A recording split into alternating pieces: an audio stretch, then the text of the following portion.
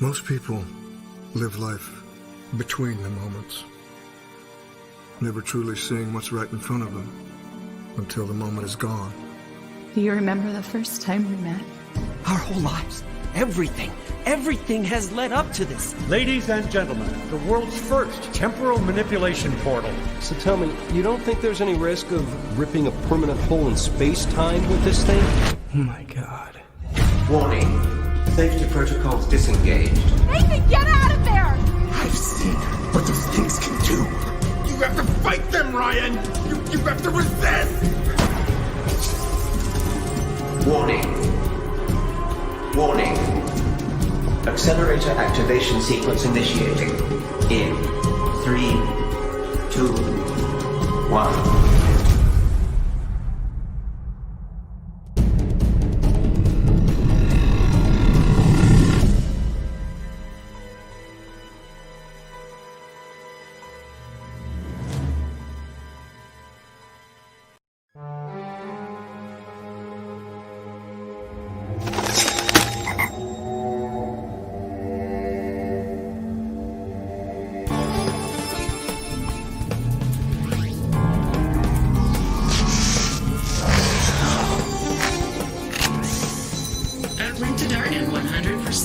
We are green for launch. Roger that. Hit it.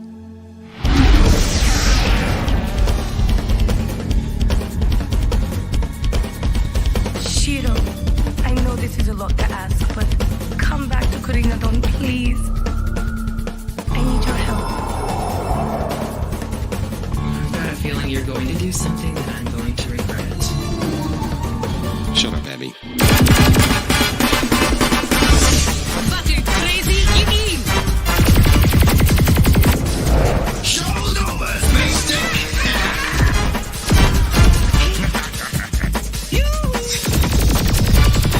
The device is mine, space stick! Tally-ho!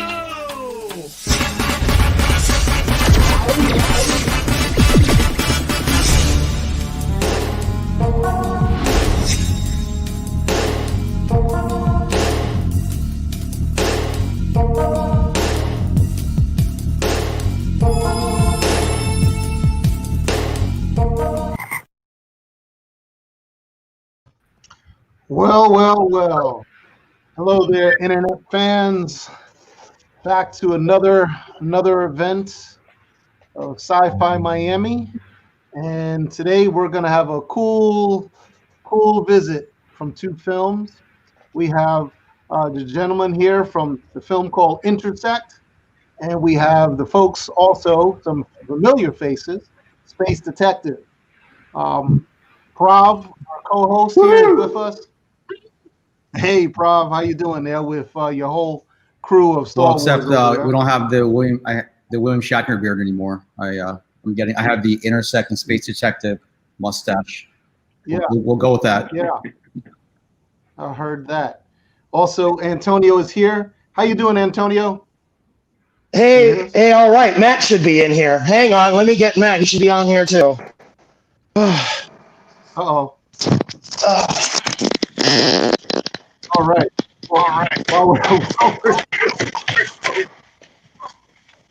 That's definitely.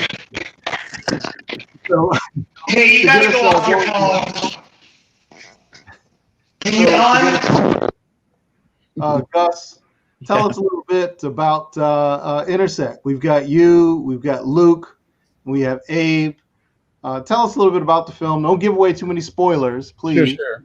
But tell us a bit about the film and what it's all about. Not all, but just give us some highlights about the film. Well, it's a hard one to encapsulate anyway, but it's a film about a group of Miskatonic University scientists who invent a time machine, and that's where the movie starts and also ends, and everything goes wrong right from the beginning.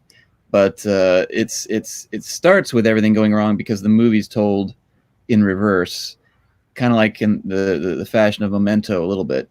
And it starts off seeing how everything went wrong, and then you kind of go backward in time and learn how things got to be that way. But you go so far back in time that you start to meet these characters when they were much, much younger, but then you start seeing people from the future interacting with them. It's very complicated story to get into, but if you like time travel and you like Lovecraftian kind of sci-fi, I think you might dig it.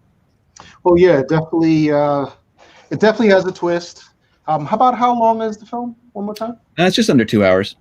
Just under 2 hours, which I think everybody would agree that's a pretty long. It's pretty long. You know, we shot this thing quite a while back, and if we had to do it again, I think we would have trimmed down. But value for money, though. That's true. That's true. But it's the kind of story, as you alluded to, it gets increasingly complex as it goes, including the introduction of a lot of new cast members the farther back in time you go. So it's definitely a long story to begin with. Yeah. Oh yeah, it is. There is a long story. And Antonio from Space Detective, you have some news to report, but give the world a little bit of roundabout about Space Detective. Oh. Uh-oh. Antonio, you got caught in your portal. Yeah. Yep. In the portal. He just unstuck for a moment. He'll be back. Yes, he'll definitely be back because I know Matt is joining us as well. Matt, he starred in the film.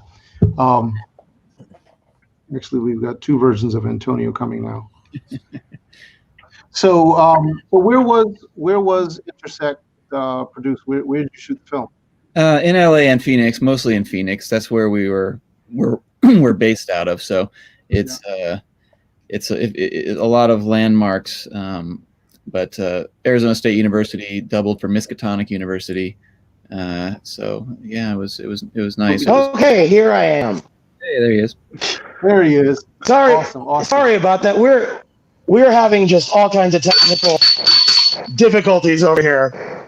I've sent Matt the text to get in here too. I'm waiting for him to get on his phone to do it. Yeah, I see him. Can you not hear me? Oh, there he is. So, Antonio, hey, Matt, how you doing? Good to see you. That's the Space Detective I'm doing himself. good. Can you hear me? Can you give us, we can hear you fine. Can you give us, Antonio, just a little roundabout about the film Space Detective? Oh, a little bit about Space Detective. Golly. Well, it's a live action and quasi-animated space adventure. We shot it all in front of green screens. It took us about a decade or so and change to create. We did it all ourselves. It's a team of like 6 or 7 dudes and a cast of thousands. And we came out, I think it's 17. We came out and played our first festival, which was Miami SciFi, which we won, and we're very proud of that. And we've been on iTunes and Amazon and stuff for about a year or two. And we just did about 6 months on Prime. And that just ended, and we just dropped on YouTube. It's awesome. It's a really weird movie. Like, if you're into stuff like heavy metal or anime, I mean, heavy metal, the movie, anime or comics or Star Trek or anything that's just wild, Space Detective is for you, man. It's a different kind of movie, and I think it's the start of something really neat. Yes, it's a crime drama that has a dark yet comedic yet colorful sci-fi twist to it, because the film is it's very colorful and it has a very dynamic soundtrack, which some people might say the soundtrack is very retro, but 90s, like not really super retro, like 80s, but definitely a 90s hip soundtrack. It's also a feel-good track, in my opinion, and I wonder if that also reflects on perhaps some of your Western influence growing up there in Las Vegas, another desert Western. Yeah, like the desert is just about everything over here. I think everything I've written has got some kind of desert in it. Even the short I think we're gonna start shooting here pretty soon is desert based. But yeah, yeah, absolutely. Vegas was a big influence in Space Detective. Even like the main location of Green Dawn, the big space station is essentially in outer space Las Vegas. Wow. See, like, I mean, everybody here, it's all good company. This is all good company because all you guys are around those tumbleweeds. Yeah. From Phoenix over there in Vegas. Wow, that's pretty cool. I did not plan it to be this way, but That's pretty cool. We did though. You did. So, Prav, do you have something you want to say real quick before I go into a few more? Yeah, it's Space Detective. It's kind of like one of my favorite genres, but set obviously in space, like the LA noir type films. It's like had the same feel. Even like I felt like they could have been wearing the 1940s, 30s LA hat. The shunned wife walks in, and has the detective do something to the husband. So it's basically pretty much like the tropes are all there, and it's very enjoyable. And seems like a lot of people are doing those type of remakes now. I think Archer, even cartoon had a whole season on that too, where he plays an LA detective. And yeah, it's kind of like it's a very relaxing type genre. It's like that very it's kind of dark but very soft type tones, and I can just watch those all day. It's almost like a form of relaxation. It's like my version of listening to like rain music or beach sounds type things. Yes. And Intersect, I kind of like going down the rabbit hole. I didn't even know like what Love Lillian was, and I think a lot of your viewers are going to do the same thing. They're going to like Google. Like I started Googling where this Mississauga University was, and that was my entry into the rabbit hole. And I learned a lot, about like what Chutula is and all that stuff. I thought it was just some random thing from literature. And I guess it also, is there a whole like fandom around that type of genre? Is that why you're doing so well right now, or? I mean, I think that's probably part of it. There's obviously the HBO show that's huge right now, Lovecraft Country, which it's a great show. It's not, I wouldn't call it love. I mean, it's supposed to take place inside the town that Lovecraft kind of lived in and wrote in, but it's not really based on his stories. It's just kind of based on the ideas. And so that's huge right now. Obviously, we benefited from the fact that Bill and Ted's Excellent Adventure is out, the new one, and it's a time travel movie, so that's hashtagging and all that kind of stuff. So yeah, Tenet is out too, which is another kind of weird storyline type thing. They put time travel and Lovecraft and our movie out at the same time, and I think it was a kind of the perfect storm. It's definitely part of it, at least. But yeah, oh, did we lose somebody? Oh, we got Antonio back. There we go. Musical squares at the moment, guys. Yeah. Yeah, I can imagine like in the extras on iTunes, there's a lot with Luke, right, showing how in all the behind the scenes and everything. I can imagine even the writing might have had a lot of Easter eggs for the fans, which might have been over my head, but it was enjoyable. Well, there are way too many Easter eggs in this movie, if I'm being honest. But if you like Easter eggs, this is definitely the movie for you. There's stuff in there I can't remember. I saw it the other day, and I was like, wow, we referenced the Twilight Zone, we referenced Hellraiser, we referenced the Time Machine, obviously. There's references from, just crazy stuff. There's all sorts in there, yeah. I mean, and we took a long time to make this movie too, so we had a lot of time to put them in. So we just sat with it. How long are we talking, Luke? Well, roughly 10 years, but we actually made a movie and a half in between, because we filmed most of the production, and then we paused and we shot a documentary, and then we started producing a different movie, and then we came back to it. So it's kind of this weird, roughly 10-year period. Yeah, I was wondering about that because, in your extras, some of the clapper shots had 2011 on them, and others had. Yeah. Others actually had 2020, but actually in the future. Actually, like December well, time travel movie, So it's actually like back. Yeah. No, but that's one lesson that I would share with any filmmaker is, if you're gonna make a movie with kids, finish it right away, because you can't go back 10 years later and expect them to still be kids, unfortunately. And I don't want to ask this question because it's going to give away too much, but you did have a really interesting scene where almost half the film reflected on the characters when they were kids. Yeah. I get this movie it was one of those things where we were young and ambitious, and we're like, we're just going to do stuff that's never been done before, and we're going to try and push the boundaries. And so about halfway through the movie, it kind of changes tone, and you start to realize that you're going to be with these characters way back in time, and it kind of almost becomes a different movie. But again, we want to do something different. We want to try something different. Yeah, it was on purpose, but it was also like the first time we watched it back, I remember thinking, I wonder if people are going to think this is just a short flashback, and then it just kind of never ends. But even that's fine. I feel like it's just taking people on a different ride. Yeah. Well, let me ask Matt this question. Matt, with Space Detective, this was probably one of the first times anybody's done this kind of colorization with a live animation. Yeah. And you guys took a long time to produce a film as well. Oh yeah, I would agree with that. Like we heard that a lot from people. Like we've never seen anything like this before. So I mean, we didn't plan out to do that way, but it just turned out that way, which is great. That's a great thing to hear. Yeah, well, when we got the film, for me personally, I was like, taken aback a bit because I'm saying to myself, wait a second, what is this? And I'm looking at the shapes and so forth. I was totally unprepared for this type of for this approach. And it wasn't until that I just, paid much more attention to it and said to myself, wait a second, the story is great, but this looks so different.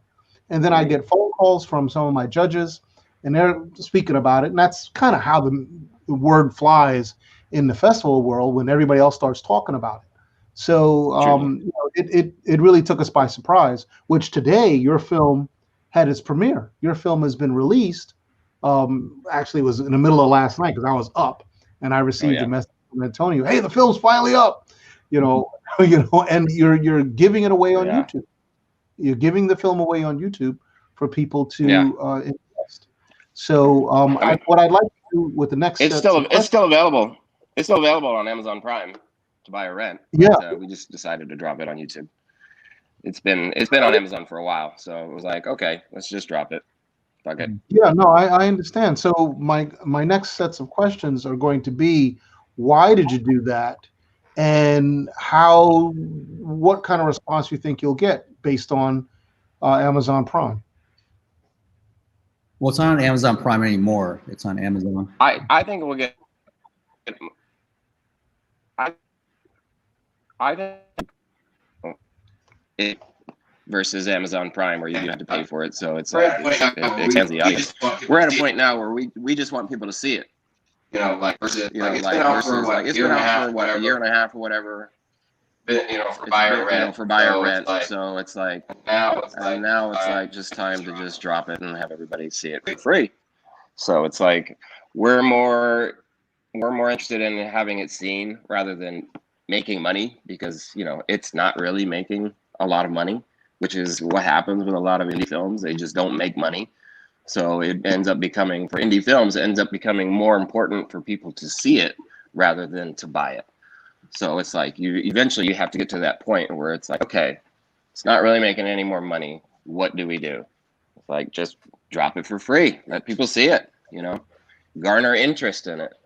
Who knows? Who knows what might happen after it's, a lot of people see it for free. And I can definitely tell you that I personally have seen films that have been out for a couple of years, and all of a sudden there's this interest in the film. I don't know what caused the interest, but there's this renewed interest in the film, and it has this second life or third life, some cases a third life.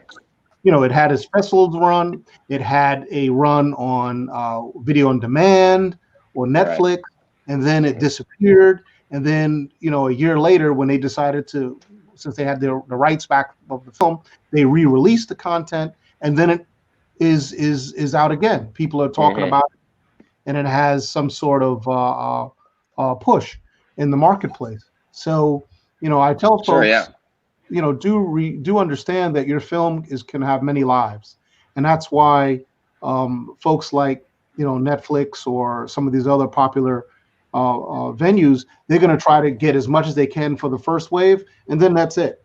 They're done. It goes to another place, and there are several places where it's not as easy for feature films. I'm sorry, it's not as easy for short films, but I think if you strategize yourselves and reposition yourselves, you could have a second or third life with the product while you produce your other works. That's my thought. Absolutely. Hi, I'm back. I had technical difficulties like crazy, but you're right. That's the whole idea, is getting this thing out again, giving it a second or third life now. Like, we've got a little momentum again, and it's kind of nice. I just want to get people to watch it. That's it. I just want people to see our stuff and get excited by what we've got to offer. And honestly, the more views and likes and comments we can get on YouTube, which are more visible than anywhere else, the better chance that we can get, better investment on the next picture. That's pretty much it. Everything fuels the next thing. And I just want the world to see Space Detective. That's all. I'm really proud of it. I think it's awesome. And if you want a show, dude, this is the way we get a show. Well, I was going to say, when I first saw it, like, I'm part of the LA 3D Club. I guess it's one of the oldest 3D from 1950s. It's been a long time coming. And one of the things we were doing a lot in LA is we were doing these chromatic films. And even in the downtown brick, that factory type places, there'd be like basically tours. So you kind of take almost a haunted house tour, but you put on the chromatic glasses, and everything would be kind of like in Space Detective type type visuals. So when I first saw your movie on YouTube, I thought that I should take out my my chromatic glasses. I thought there would be something. I haven't done it yet, but there's a whole thing on YouTube. A whole, like, people are just watching chromatic films because it's like baby 3D, but it's very much like it's more. It seems like very artistic, and there's even scenes in your movie where, like, things are flying towards you. Obviously it's a lot of fight scenes. I thought maybe it's a 3D film, and I was only watching the 2D version on YouTube or something. But then I was thinking, well, you probably would have put that on IMDb, but maybe it's also could be a chromatic thing pretty easily. And that's actually, I think, would be pretty interesting because it gives the same sort of like artistic psychedelic feel too. And sure, yeah. People who watch that films would also be into these robots in space doing these interesting things. Yeah, we talked about that, doing like a 3D version. Who knows? So, We'll so going back to Intercept, what are you guys doing as far as your film release? The film was I know it was released. It was just released a couple of weeks ago, and why did you release it? So it wasn't. Bottom line was, we met you guys back in Boston, right? At Boston SciFi Film Festival, and nobody really knew what was going to happen in the next couple of weeks. Right. It was 2 weeks after we left Boston was an outbreak in Boston. Right. Right. We all would have gotten right in the middle of that. Yeah. Within a week or two from the pandemic, and we were all gung ho about showing the film, and then everything, the floor just fell out, and you guys had to come to a decision because what happened with the other festivals and what happened that prompted you to make the decision to polish up the film and release it.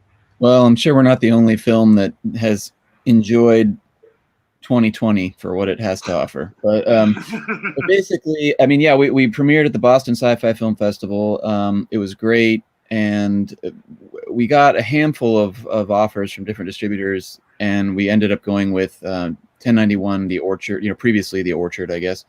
And then, we talked to them a lot about what to do with the movie. And initially, man, it's such a weird story. I mean, the pandemic hit, and everybody was like, should we put the movie out right now? Should we, get it out? Because there was this thinking in the air that everybody was going to just stay home and watch movies, and then they were going to sell like hotcakes, and that was the thing to do. But 1091 was like, well, let's wait for a window that makes sense instead of just rushing it out with all this other content that's rushing out. I think they made the right choice. Yeah, they did. And so they scheduled it out a bit, and that gave us time to prep, which I think frankly helped a ton because Abe, he's in the film, he plays Nate, but he's also a guru when it comes to knowing how to manipulate the internet for us, and so we tapped Abe's skills to help us do kind of to target the right groups, and so we did a lot of our own kind of grassroots advertising, and combined with what 1091 was doing, We kind of just did an onslaught attack for release day, which resulted in kind of pretty incredible numbers on day one, which got us placement on iTunes and other places, which then rose our numbers up even more, which caused more placement to occur, and it kind of just was a snowball effect. So it's definitely people always seem to be on the fence about what to do. Should they promote it on day one or not? I think it's a combination. Your pre-sales count towards your first day thing, so the better you can do with pre-sales, the better it is. But more people are going to buy than pre-buy, so you got to kind of balance both things. But if you can have a very good showing on your very first day, it can, if you're lucky, like we were, spiral into something a little bit even bigger, with the placement, that kind of a thing. Do you think having a distributor helped you with that a little bit? Do you think they put more into it, so to speak, to get that? It's weird because I feel like they certainly were just as surprised as anybody when the movie did as well as it did, kind of opening week. I think really they did their job. They placed it, where it was supposed to be, but they didn't acquire any special placement. They didn't pay for any banners or anything like that. There was talk of that early on, but it never happened. And so really it kind of just became up to us, grassroots indie film, to do as much as we could to make it happen. And I mean, we just called in every favor we've ever had. And, we've made a couple other things. So we had databases we could email everybody, and Facebook groups we could ping everybody, and just going through all our friends and family and just begging them to please buy our movie. And we also had one of our other actors, Jose Rossetti, who plays the grown-up bully in our movie. He if you look him up on IMDb, he's got like over 300 credits, and he has just become his own kind of social media master. Like, he just hammers the hell out of people with his new movies. Like, actually, I met every him day. in person once. Okay, yeah, but he's just great at self-promotion, and he gave us some tips. Like, you can't just. A lot of people think you put your trailer out and then everybody's just gonna come to it. He's like, no, you got to put it out like 2 or 3 times a day. You just keep hammering people, because the way the algorithms work, people miss it. So you just keep putting it out, and then reaching out to people, and then having that. You're just tapping everybody you possibly can. And like, luckily, like I said, we had a bit of a network from our past movie, and we knew some people who had a bigger following than us that helped us, and it just kind of all came together to help. And the pre-sale numbers. The more you do, and the longer you do it, you just get more and more people you can tap into, which is all you can hope for, really. I think that's the mistake we made, that we weren't as relentless as we probably should have been. We were kind of just flying by the seat of our pants. We've got pretty good interaction and stuff, but I think it could be probably a little more relentless. See, we met with 9 million distributors. They have a bunch of us came after us, and everybody said the same thing. Well, this is too weird. We don't know what to do with it. And that was it. Yeah, that was it. Too weird. We don't know what to do with it. We don't know. We can't package this with a bunch of our other movies. So sorry. And like, what? And but I mean, I could see your guys' film really getting a second life on YouTube. I really can. You know what I mean? I saw the trailer, and then I saw that it dropped, and I was like, wow, I'm actually going to watch that, because it's like a masterpiece of color. You know what I mean? It's like I can't wait to look at it. I'm going to watch it this weekend, actually. I think that's the thing is most filmmakers, they kind of see their own movie as like a blockbuster that comes out. Like Bill and Ted's new movie, right? It comes out in theaters or not, and then it kind of gets all squeezed out, and then it's done, and then hopefully people rent it like later on. And all these movies, they come out and they get all this exposure, and then they're kind of gone.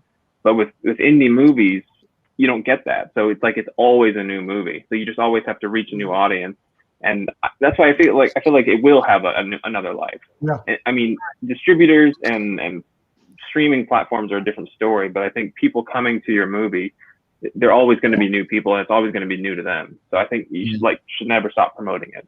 And honestly, some of our, if you want to call it, placement success has been quite a double-edged sword, because people, they put up our banner right next to the big, whatever's being released this day, and then people go watch our movie, and they're like, wow, I thought it was going to be another one of them $100 million movies that was in the same banner with the, you know what I mean? And they see our little movie that had, a zero budget, and people don't quite know what to expect when that happens. But it's literally like Bill and Ted slides in, and then Antebellum slides in, and then Intercept, and it's like, okay, those 3 things aren't the same.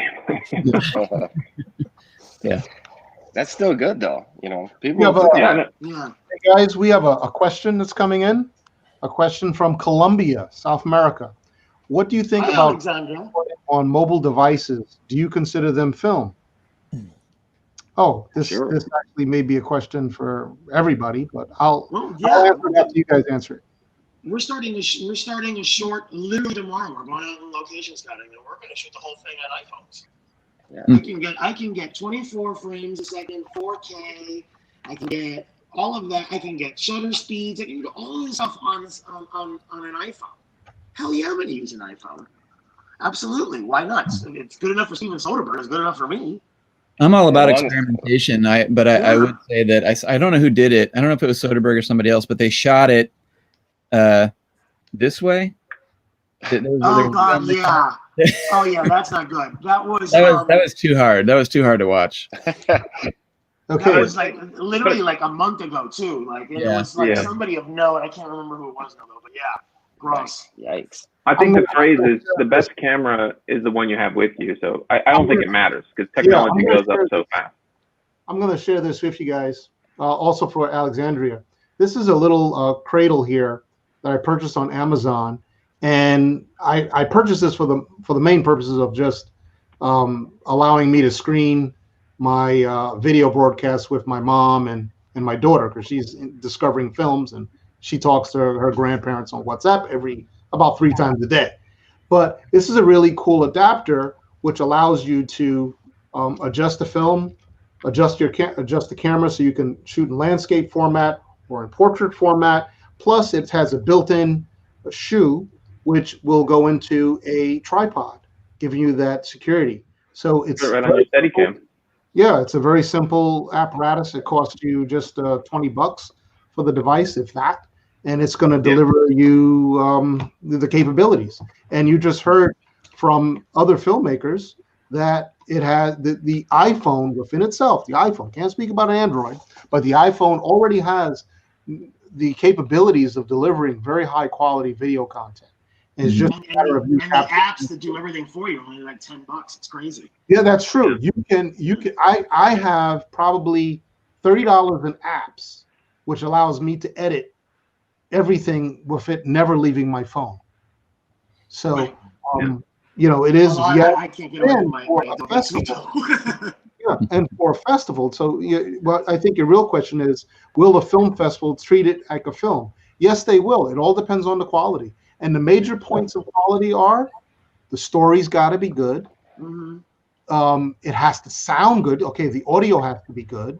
If the audio is bad, no one's going to listen to it regardless how beautiful it looks, unless it's a silent film. So you have to have good audio, good story, and it has to be visually pleasing. You have those 3 parameters, and don't forget your actors have to be able to deliver the story, have to deliver story well. And you do a little play, framing, blocking it so that it's visually pleasing to the eye. And yeah, it's going to work out for you. It will work out. I can't guarantee you're going to get it into more festivals than somebody else. We got one of these things. Matt ordered one of these things, and it's a gimbal. It's a Steadicam, and it does all kinds of amazing stuff. And you just get this on Amazon. You connect your phone to it. It's amazing. Yeah. So I like to we quote nominate. Tenacious D a lot. Tenacious D says it doesn't matter if it's good; it only matters if it rocks. So Troy, I think we should nominate Luke for a good guy award right now, because he very humble. He's talking about mobile filmmaking, but you know they used pretty advanced red cameras and you know a lot pretty of advanced 10 years ago. rigs they built some of these built from hand. Understand this, okay? And I saw this especially when I was on the Star Trek sets, the fan film Star Trek sets such as New Voyages, Axanar. When you're shooting with a 6K camera, here's what it's going to give you. It's going to give you that 6K frame, and that allows you to crop inside the 2K frame. I'm sorry, 4K frame or 2K frame within the 6K frame. So it helps you produce the film. If there are mistakes, it's easy to fix those mistakes. If you're using a camera and the framing is all messed up. Yeah, but I would make the comparison to guitars. I think you can buy a cheap guitar and you can still write a hit song. You Yeah. can buy the best guitar in the world, and if you can't play it, it's pointless. So Yeah. I think you just have to learn your craft and you can do anything with anything. You can make a movie with, I mean, David Lynch filmed the movie with like a video camera in the age of digital. Like he went backwards and just shot this movie because he's like, this thing weighs like a pound and I can get right in people's faces and, you know, it doesn't matter. Well, we also, you know, we jumped on the red bandwagon 10 years ago, and we got one of the first. I mean, our serial number on our red one is like, you know, 1900. Like it was one of the first cameras. And we bought a red lens at the same time. Wow. And that was what Intercept was shot on one lens. It was like a 17-55, and we didn't have anything else. And so we kind of just some of the reshoots were different lenses, but 95% of that movie is one camera, one lens, and we shot it all in tripod that is not rated for that camera. Right. We shot it all in 4K, but we actually, I think we had to make the decision when we were doing the special effects to master it to something, and so we chose 2K. But again, the process of this movie has been 10 years, and it's like now it's like, well, we probably should have done 4K, but what can you do? You know, you can't. Next year it'll be 10K. I mean, who knows? You know. So We made Space Detective on a DV camera, for God's sakes. Oh, really? Yeah, like that's what was available. Like there was no decent digital camera to shoot this on. You know, high def was only for George Lucas and the richest kings of Europe. So we shot it on DV, and that's the only, like, not a regret, but God, I wish we would have had something a little more high def to shoot it with, because I think part of the reason we ran into distributor problems is because we had to blow it up. Yeah.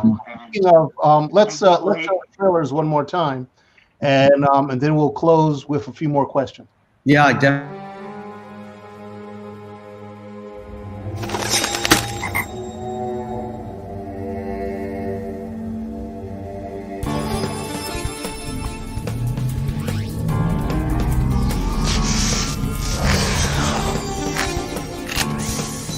Uplink to target 100%. We are green for launch. Roger that. Hit it.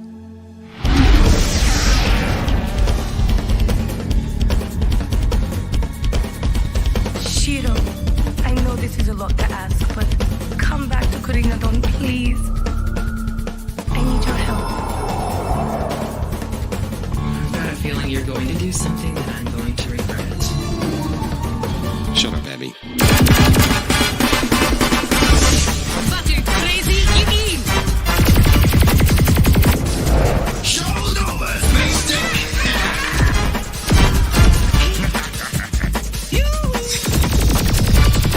The device is mine, space dick! Tally-ho!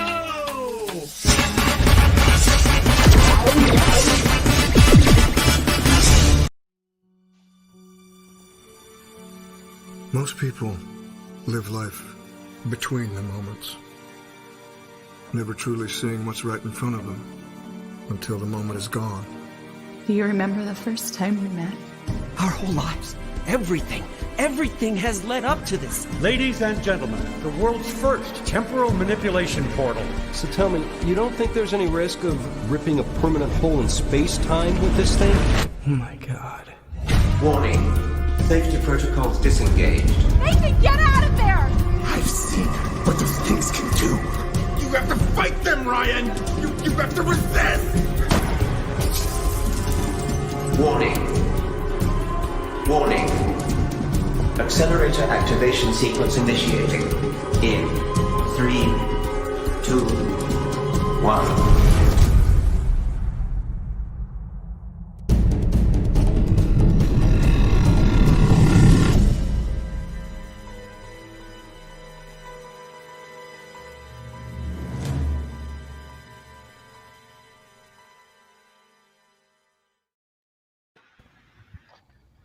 Wow. I think apart from the sci-fi thread, we couldn't be two more different movies. Colorful and action, and then grab and slow. You know. Hey, we have it all. We have it all. So Something we have for a everyone. question for Abe as well. Abe, so you know, I know like you're in a punk rock band, and some of the music was pretty interesting as well, especially in the extras. And I think you guys used a band from Florida, Fit for Rivals. The Jackson, or are they're your friends, or how did you find? And what's your band as well?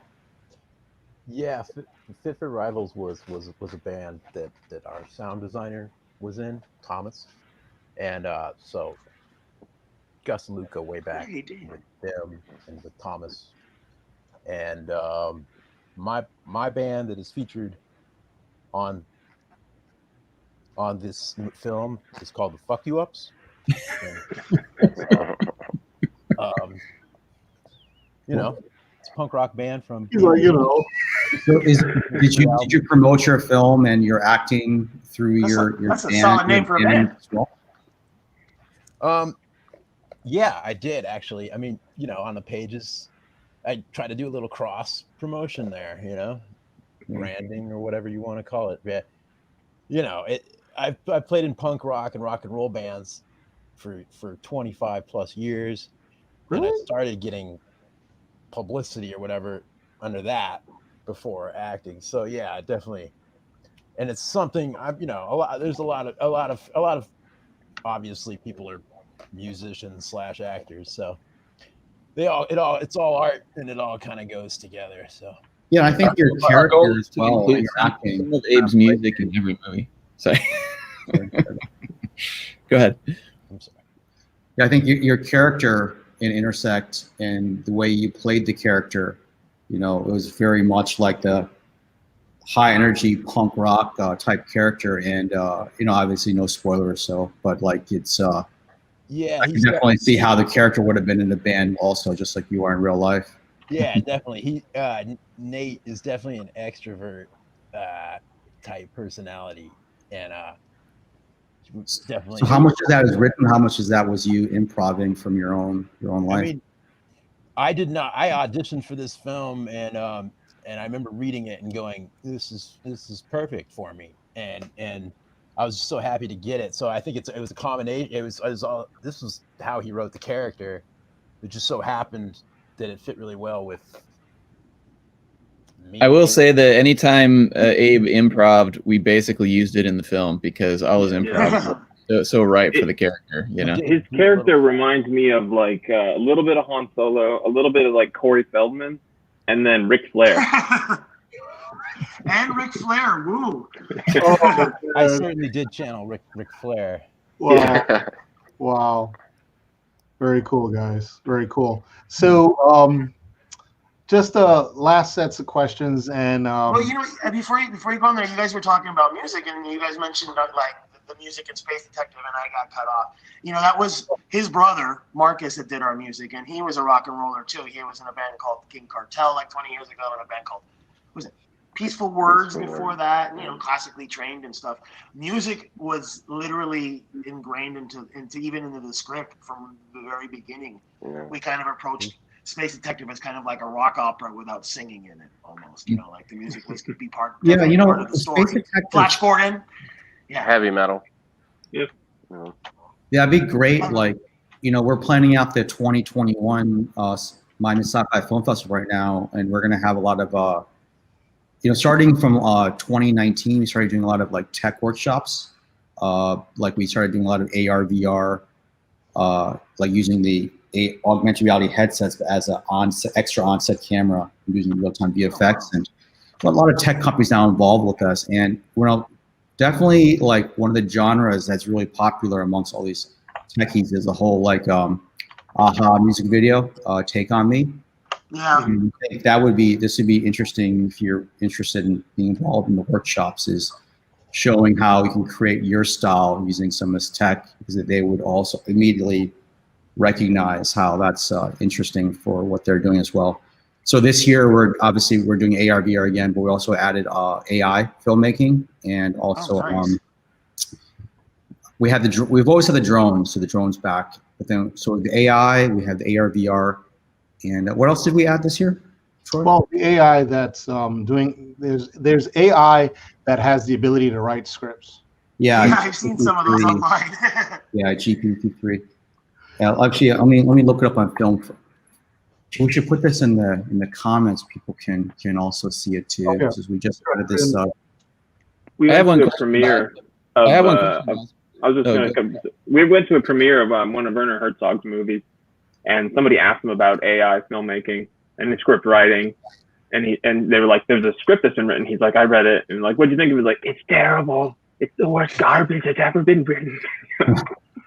Actually, the other category is game engine. Of my life. Yeah, the last category we added is a game engine created content. So, Unity just went public last week, and Epic Games has also just had their filmmaker sabbaticals. They actually paid a lot of filmmakers $10,000 to just do filmmaking with their game engine full time. So that's interesting. Yeah, we're the official user group for both Unity and Unreal and some other tech companies. So we get their employees coming also to our workshops to teach. Yeah. Oh, that's cool. We're developing, one of the projects we're developing is a VR project, and we've like already met with we're talking about. I'm going to talk to a company early in the next year. We can't really talk about it because I don't know really what to say, but yeah, it's really exciting. Like the gaming industry, it's a new way of storytelling for us, but I don't know. We'll see. This is cool. We should connect about this. Yeah, definitely. And I think Abe also, with the music, like I noticed a lot of the engineers that work at these tech companies are also in bands. Like we had a meetup with them just a Friday from last. And, one of the girls, Anastasia, we actually met, she's a sound designer from LA, and then she got hired to do sound for this tech company in Florida. They raised billions, but everyone,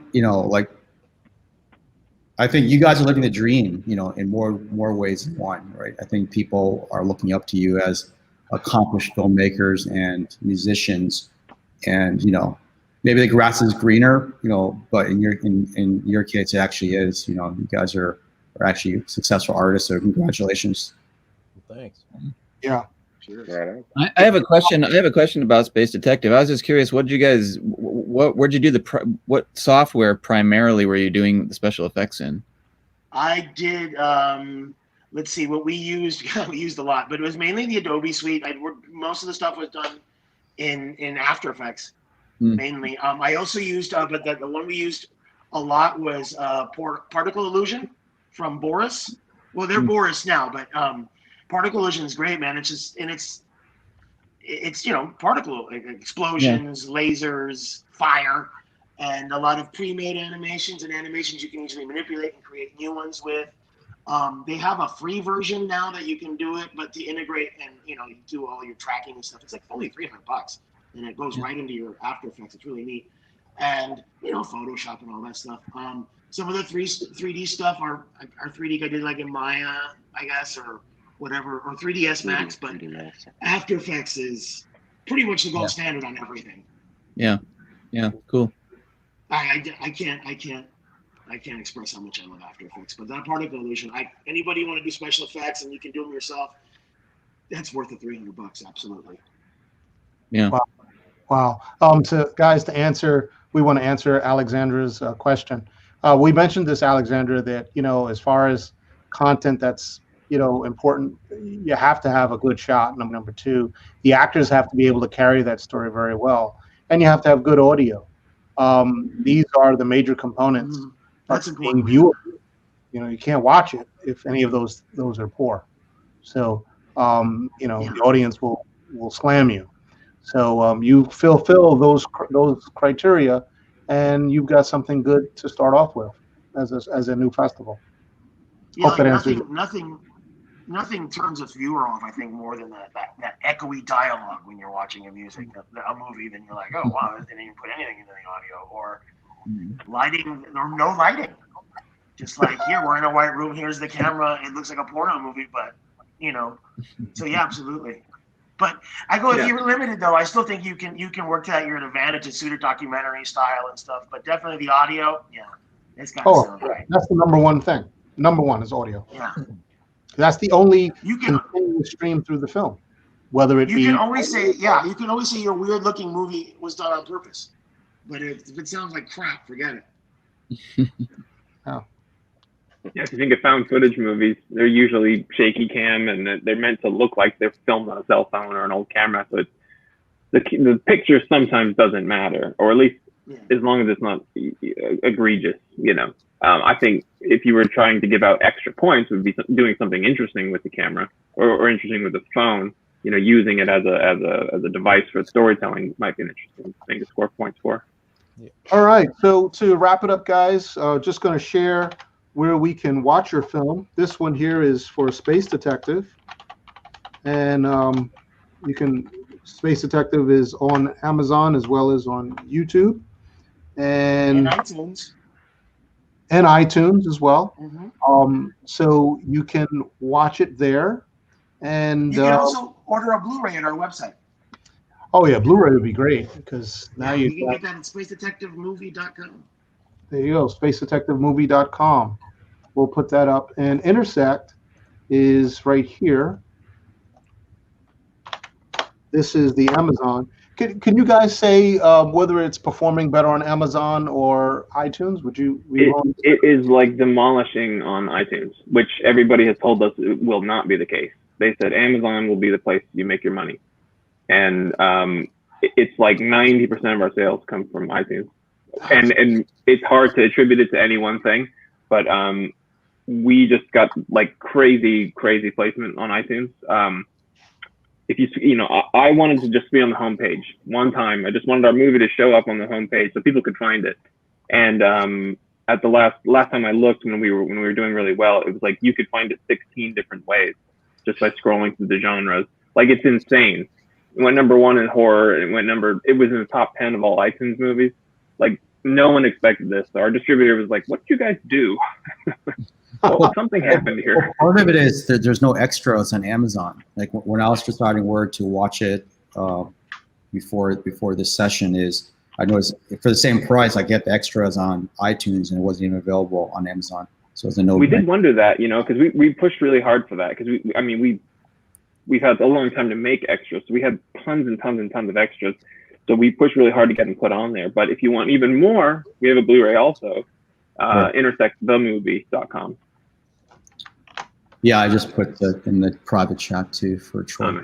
But then also I noticed for Space Detective too, I mean, before the free version came out, there's also different pricing on different sites as well. So I think like savvy people, or at least, you know, whatever, people are used to Groupon, are going to figure out the place to buy it. Yeah. It might be other reasons why iTunes, or other places are getting more traffic. At least I know for us, you know, I think the YouTube is going to be the best thing for us right now. Like, we want eyes on it more than anything, because we want to make something else, and I think the more eyes, I don't know, I think, God, I really wish we could have made some more money, but getting the eyes on it, I think, is important to getting our next project up. I mean, it's only our first one, so. Well, and like you said, just being able to see it, like letting people see it, and if you do meet someone and they've seen it, you can also say it was on iTunes.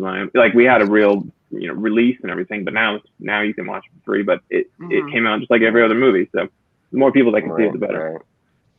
Two questions. One, what was that domain for Space Detective? SpaceDetectiveTheMovie.com? Space Detective Movie.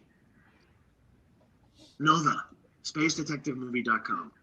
You can get a Blu-ray. You can get some T-shirts and a coffee mug. You know, we're all about the branding here.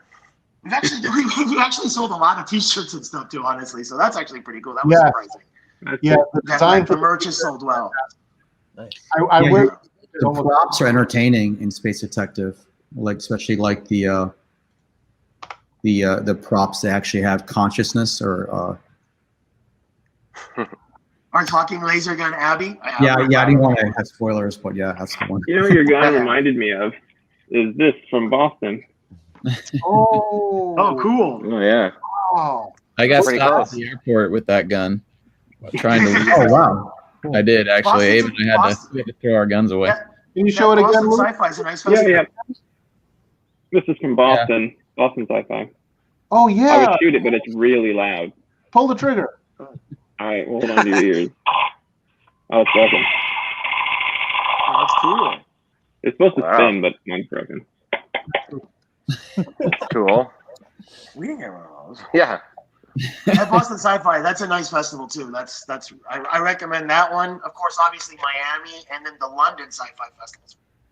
Yeah. Really cool too. Yeah. those were the three. And there's a couple little ones with the Mammoth Lakes Film Festival. Mammoth Lakes. Mammoth Lakes. That's in the mountains. We performed. Yeah. Yeah. We won the best narrative feature there, which was a real surprise because it's a more posh crowd, like and like not sci-fi film festival at all, and we won there too. So like that's neat. Definitely give them a shout out. And there's another one called Geek Fest in Toronto, which is a lot of fun, a little tiny one, but really neat. Oh yeah, good people. They're really nice up there too. Yeah. Our movie is a little hard to categorize, but one place it certainly belongs is in the H.P. Lovecraft Film Festival, and that's happening right now. So tomorrow night we're closing that one out tomorrow night. So yeah. Well, it's a 25th anniversary. Yeah. It's a sci-fi thriller, guys. It's a sci-fi thriller, and anything that's a thriller or horror tends to do better than other general sci-fi films because it has that ability to go into the horror or the creepy of category, which matters a lot. Yeah. So, you know what? I think it was a little bit more than that. I thought that had a very positive message. I was watching it. The whole point of like, it kind of spoke to a lot of people who would get into. I don't know. Every potential filmmaker has a backstory. The whole point of like, the kids are being bullied, and then like, and how you could like, I think it had a very positive message too, and how you have to basically be present and live in the moment and not just take your life for granted. I think I got a lot out of it. Yeah, that scene. For now, it's been life changing. Talk to me like in a month. For now, it's been an amazing experience, and hopefully that film will last. There's a scene with the boy, when he's much younger. And that is that his uncle that's sitting with him, and he's asking him, "Who's in this? Who do you miss in this photo?" Oh yeah, that's a psychiatrist who's with him. Yeah, yeah. Yeah, that's yeah. So there's some very nice points. But guys, listen. Any final words? We're wrapping up. No, it's been great. Thank you. No, it's been great. I think if I had one tip, maybe don't. I was going to say if I had one tip, maybe don't make your movie 2 hours long, because people find it hard to program into their festival. Yeah. 90 minutes is the magic number. But you're right though. Horror always makes dough. People always will like that's always a good extra thing. Yeah. It's definitely, there's a lot of value in that because many festivals will not program a movie that's 2 hours long. There's some people that hate that. A lot of them also hate short films that are not short. So if it's over like 18 minutes, there are festivals that will not play that. But if you're a sci-fi festival, a good 5 minutes go into the world building. So for us, it's impossible to discount a film because a short film because of its length. That's just not in our equation, not in our part of our recipe. So we play, whether it's 3 minutes long, we've had a lot of 3-minute shorts, and we have a lot of 20+ minute shorts, 27 minutes long, 30-minute long shorts that are exceptional, that win awards. So there is no definite rule, but yes, you will have greater reach if you fall into that shorter category. You will have greater reach, without a doubt. Yeah. Yep. Cool. Thanks again. Yeah, I guess my final word is watch Space Detective and buy a T-shirt. And see some nice. And the most important thing is like and subscribe and like comment that you like it. Like that's what like Hollywood folks looks at. If you're trying to go pitch out to LA, they're gonna look at your social media interaction. So absolutely. Yeah, share it. I'll wear a T-shirt. Leave reviews. Some tag you guys. Yeah, absolutely. Buy a copy of Intercept and don't forget to get a T-shirt from Space Detective. Guys, merchandising does a lot. Merchandising is very, very important, very valuable.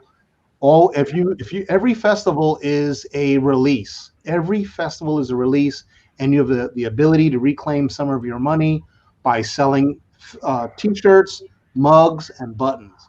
You have T-shirts and buttons.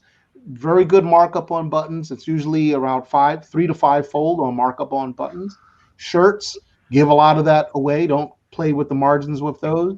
because you want a lot of people wearing them. Good quality T-shirt. I wear Space Detectives T-shirts almost every week. Wow. Right on. Fits very well. Very good. Very good quality. No Right lie. on, guys. Yeah. Cheers. All right, guys. Well, thank you so much. We really appreciate you coming out, and we look forward to the next show, which is, I think, next week. We got a special next week. We're going to have Cygnus with us next week, which is in Spanish. So that will be very nice twist on you. Yeah, todo bien. Anyway. Oh, quick shout out to Dan Horrigan who just popped up. Yeah, that's Dan Horrigan. From England. Yeah. Hi, Dan. Good to have Dan with us today. Awesome. Yeah. All right, guys. Well, that's it for now. Thank you so much, and we will see you again next time. All right, keep looking to the stars. See you guys. Bye, guys. You guys. Support indie. Next time. Support indie. Yeah, film. absolutely. Support indie film.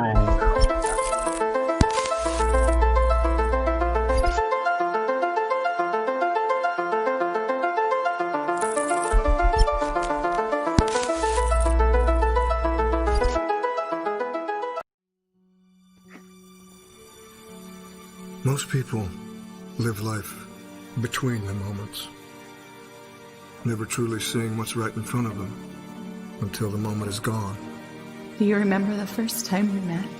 Our whole lives, everything has led up to this. Ladies and gentlemen, the world's first temporal manipulation portal. So tell me, you don't think there's any risk of ripping a permanent hole in space-time with this thing? Oh my god. Warning. Safety protocols disengaged. Nathan, get out of there! I've seen what those things can do. You have to fight them, Ryan! You have to resist! Warning. Warning. Accelerator activation sequence initiating. In 3, 2, 1.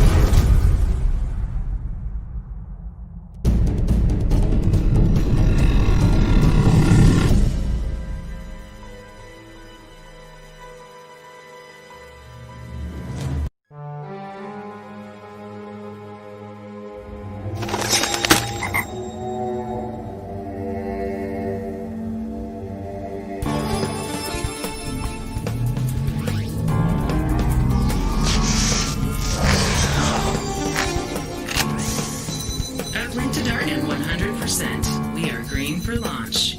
Roger that. Hit it.